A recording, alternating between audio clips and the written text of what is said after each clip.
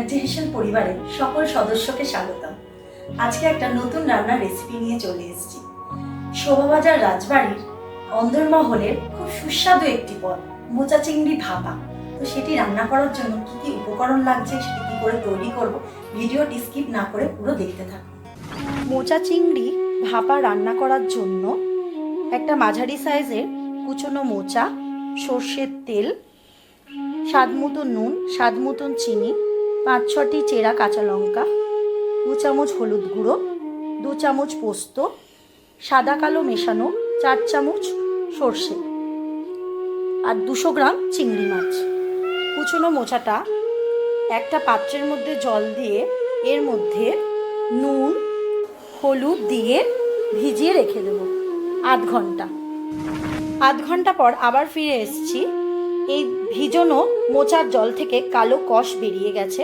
এইবার এই জলটা থেকে ছেঁকে তুলে নিয়ে এবার আমরা সেদ্ধ করতে দেবো। এটা জল নিয়েছি, জলটা গরম হয়ে গেছে। এইবার জল ঝরানো মোচাটা এর মধ্যে দিয়ে অল্প কিছুক্ষণ সেদ্ধ করে নেব।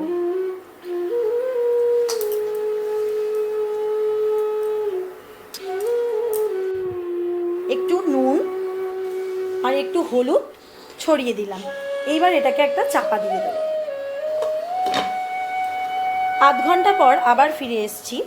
মোচাটা ভালো মতন সেদ্ধ হয়ে গেছে। এইবার এটা ছিদ্র পাত্রের মধ্যে জলটাকে ছেঁকে নেব। সেদ্ধ করা মোচাটা জল ঝরিয়ে নেওয়া হয়েছে। এরপর পোস্ত আর কাঁচা লঙ্কা ভালো করে পেস্ট করে নেব। কালো সর্ষেটা একটু নুন দিয়ে মিক্সিতে পেস্ট করে নেব, তাতে তিতো হবে না। সাদা কালো সর্ষে একটু নুন দিয়ে পেস্ট করে নিয়েছি। একটা পাত্রের মধ্যে সেদ্ধ করা মোচা নিয়ে চলে এসেছি। এবার এর মধ্যে একে একে উপকরণগুলো মেখে নেব।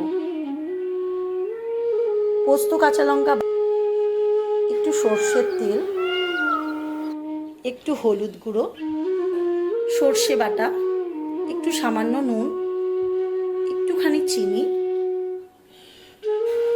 কাঁচা চিংড়ি মাছগুলো এর মধ্যে দিয়ে ভালো করে মেখে নেব। ছিদ্র থালার মধ্যে রেখে তার উপর কলা পাতা রেখে মিশ্রণ দিতে হবে।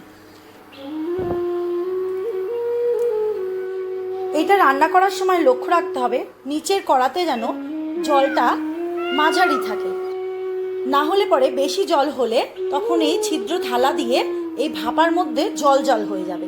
সেই কারণে জলটা একটু কম থাকতে হবে। ইন্ডাকশনের ফ্লেমটা একটু লোতে করে রাখতে হবে। সেটা বারে বারে একটু দেখে নিতে হবে। আধ ঘন্টা পর ফিরে এসেছি। দেখে নেব মোচা চিংড়ির ভাপাটা কতটা পরিমাণে তৈরি হয়েছে। কলা পাতাটা সরিয়ে নেব। দেখুন খুব ভালো মতন মজে গেছে। মোচা চিংড়ি আর মশলার সাথে খুব ভালো মতন মজে গেছে। এইবারে এটা কলা পাতা থেকে সরিয়ে রাখবো। সবশেষে এর মধ্যে একটু সর্ষের তেল ছড়িয়ে দিতে হবে। রেডি হয়ে গেছে শোভাবাড়ির রাজবাড়ির অন্দরমহলের রান্না মোচা চিংড়ির ভাপা। গরম গরম ভাত দিয়ে পরিবেশন করবেন। ব্যানার্জি হেসেল পরিবারে নিত্য নতুন ভিডিও দেখার জন্য সাবস্ক্রাইব, লাইক, শেয়ার, কমেন্ট করার অনুরোধ রইল। আজকের মতন ভিডিও এখানেই শেষ করছি। ধন্যবাদ।